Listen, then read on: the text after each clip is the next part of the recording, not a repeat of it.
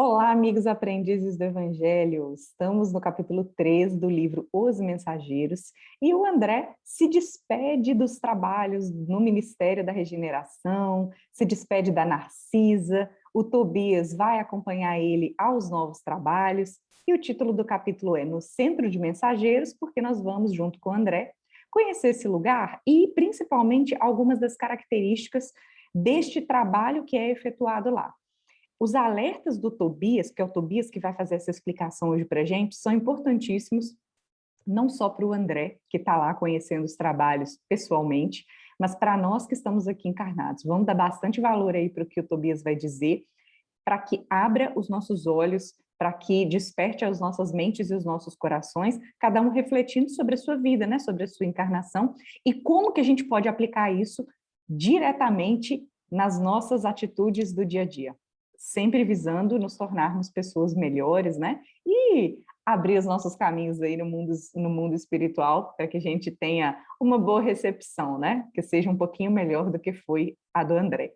Então, eles se dirigiram ao Centro de Mensageiros, que fica no Ministério da Comunicação, e o André, a primeira impressão é que ele estivesse num lugar que tinham diversas universidades reunidas, porque eram muitos edifícios junto com campos vastos e jardins, então ele ficou extremamente impressionado, e a forma como ele explicou aqui, para comparar com o que a gente conhece, é como se fossem vários campi de universidades juntas, e o Tobias já explica para ele, o centro é muito vasto, atividades complexas são desempenhadas neste departamento da nossa colônia espiritual e não acredita que isso aqui é simplesmente a reunião de uma instituição que está dos edifícios aí que você está vendo. Não se restringe a isso, não. Aqui nessa parte é só a administração central e alguns pavilhões destinados ao ensino e à preparação geral. Ou seja, o André já estava tendo uma impressão de que o lugar era gigante, várias universidades reunidas.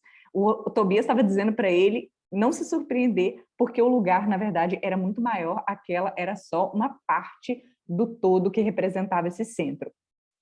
E aí, a primeira coisa que o André pergunta é, mas beleza, esse negócio imenso aqui, esse lugar gigantesco, é simplesmente para o movimento de transmissão de mensagens? E o Tobias fala, não acha que isso aqui é simplesmente um serviço de correio. Agora vamos começar a entender que mensagens são essas, que mensageiros são esses.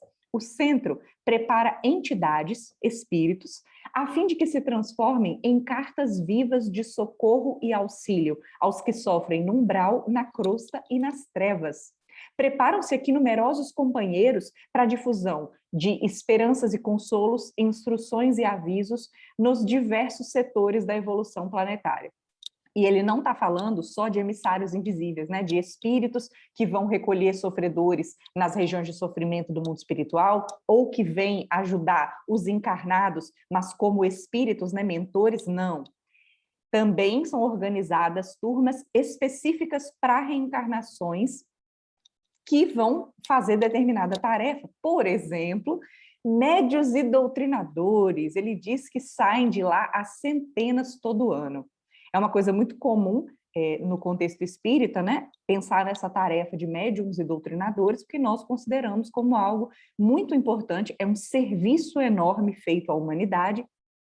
E vamos entender um pouquinho melhor aí o que se espera desses médiums e doutrinadores e o que geralmente é o resultado aqui dos encarnados. Bom, tarefeiros do conforto espiritual, continua o Tobias falando, encaminham-se para os círculos carnais em quantidades consideráveis, habilitados pelo nosso centro de mensageiros, ou seja, que passaram por aqueles treinamentos que o André vai conhecer só um pouquinho, mas que foram preparados, tiveram merecimento e tinham alguma qualificação para efetivamente virem realizar uma tarefa específica aqui na carne. Habilitados, hein? André é surpreso, nossa, então eu tô para trás, né? Porque tem 10 anos que o André desencarnou, os trabalhos de esclarecimento espiritual na Terra devem estar super adiantados, bobinho. O Tobias, olhando para ele como se fosse um menino ingênuo, né? André, a preparação não constitui ainda a realização propriamente dita. Saem milhares de mensageiros aptos para o serviço, mas são muito raros aqueles que triunfam. Alguns conseguem fazer um pedaço e outros fracassam completamente. O serviço, de verdade, não é fantasia, não é mole, não. É esforço sem o qual a obra não pode aparecer nem prevalecer. Ou seja, exige esforço, exige dedicação, exige renúncia. Ele vai falar um pouquinho sobre isso aqui. Aí, dando o exemplo aí, bem no nosso contexto do espiritismo, ele diz assim: longas fileiras de médiuns e doutrinadores partem daqui com as necessárias instruções, porque os benfeitores da espiritualidade superior, para intensificarem a redenção humana, precisam de renúncia e altruísmo. Então, vejam que a tarefa de ser médium, de ser doutrinador, não depende de conhecimento intelectual, por exemplo. O que é necessário é execução, é abrir mão de diversas coisas aí que o nosso egoísmo, nosso orgulho, a nossa vaidade querem, para que a gente atue, para que a gente de verdade trabalhe no bem. Renúncia é uma coisa importantíssima. Então é aquela coisa, não adianta ser muito bom na oratória, falar e tentar convencer com as palavras. Não, é preciso convencer com o exemplo, ou aquele exemplo que arrasta. Continuando a fala do Tobias, estou lendo aqui na íntegra porque é muito importante para a gente. Quando os mensageiros se esquecem do espírito missionário e da dedicação aos semelhantes, eles se transformam em instrumentos inúteis. Não adianta nada, se você coloca qualquer interesse acima do interesse de ajudar ao outro, de beneficiar, a gente vai pelo caminho errado. Aí ele alerta a médiuns e mediunidade, doutrinadores e doutrina, como existem a enxada e os trabalhadores. A enxada pode ser excelente, mas se falta espírito de serviço no cultivador, o ganho da enxada será inevitavelmente a ferrugem. Portanto, aquele que tem faculdades psíquicas, né, por exemplo, falando dos médiuns, se não tem o olhar para além dos interesses próprios, vai fracassar. Então, a mediunidade é uma coisa extremamente santa. Já os médiums depende muito do que eles fazem na prática. A tarefa da doutrina, né, a proposta da doutrina é, nossa, maravilhosa, né, para a gente que vivencia, a gente sabe o quanto a gente dá valor. Isso não significa que o doutrinador vai conseguir usar a doutrina para benefício dos semelhantes. Aí depende da dedicação de cada um dos encarnados que vem para fazer essa tarefa. No caso lá do Centro de Mensageiros, eles preparam esses espíritos, tanto espíritos, né, para fazer as atividades no mundo espiritual mesmo, quanto aqueles para dar uma transformada na nossa realidade da sociedade encarnada. Bom, ele alerta, acredita, meu caro, todo trabalho construtivo tem as batalhas que lhe dizem respeito. São muito escassos os servidores que toleram as dificuldades e reveses da linha de frente.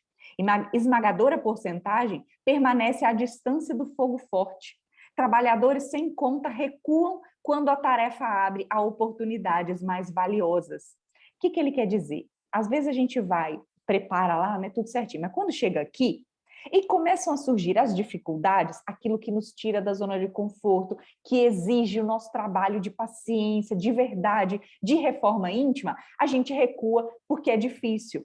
Então, essa preparação toda lá é justamente para que a gente venha com esse olhar de enfrentar os desafios, colocar Jesus à frente, né? Porque o trabalho é para Jesus, ignorar os companheiros que vão de contra, ignorar as dificuldades, ignorar aquele que está sendo auxiliado, mas que não compreende. O negócio é a gente fazer independentemente do retorno que vier do outro. Né? A nossa consciência tem que estar tranquila com a tarefa. E aqui a gente está citando, né, a tarefa especial aí de médiuns, de doutrinadores, mas é o que eu falei. Vamos utilizar as palavras do Tobias para aplicar na nossa realidade, seja ela qual for. Dica para a gente aqui, não vamos fugir das batalhas. Independentemente de qual ramo a gente está atuando, inclusive na nossa vida profissional, vamos enxergar as dificuldades como oportunidade do nosso melhoramento. Independente de qual for a nossa atividade aqui na Terra, vamos encarar isso como uma tarefa para o qual nós fomos preparados no mundo espiritual e que a gente faça com a melhor boa vontade do mundo, com o coração aberto, e que a gente use essa tarefa, as dificuldades que surgirem, para a nossa verdadeira transformação interior e para que a gente deixe pegadas do bem aqui na Terra, para que a gente deixe um legado tocando a vida dos nossos semelhantes. Bom, O André não parava de se surpreender, né? E o Tobias continuou falando. Você está achando que as obras do bem são circunscritas a simples operações matemáticas, né? Imagina se as obras do bem fosse um negócio que a gente pudesse botar para a automação fazer, né? Pudesse colocar aí para a robótica atuar e os robôs agirem. Claro que a gente pode utilizar toda a tecnologia para o bem, mas o móvel tem que ser os nossos sentimentos, né? Tem que ser o semelhante, os semelhantes muito bem preparados para isso, todos nós.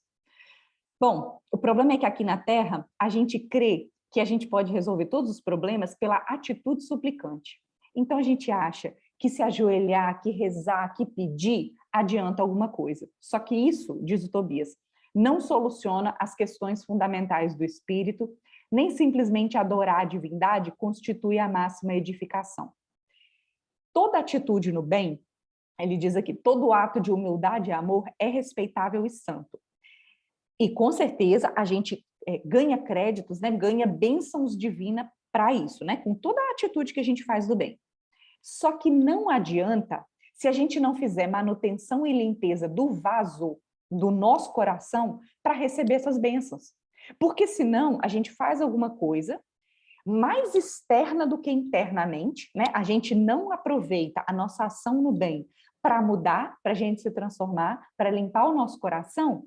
Aí o que acontece com os benefícios da espiritualidade? A gente não consegue receber.